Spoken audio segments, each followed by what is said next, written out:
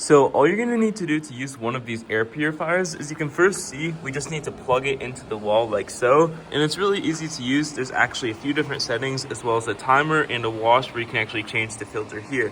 You can see right here, this right here, if you just click the button, you can change the intensity of how fast it filters the air in your room. This will filter about 6 to 8 times per hour, plus the entire room. Or this one, the lowest one, will just do it about like half of that.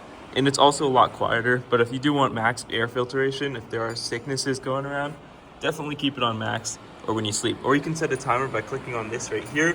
You can see right here, it'll stay on for 8 hours, 1 hour, or 4 hours like so, or you can just have it off entirely. And you can always wash it or change the filter. It'll let you know with this thing right here, or just power it off entirely by clicking on this button. And yeah, that's pretty much all you need to know on how you can use this one. And if you found this helpful, please consider leaving a like on the video down below. But you both plug it in, and then you can actually change your setting as well as how long it's on and the lights if you want these to be on or off, just if you're sleeping or so you don't have to cover them.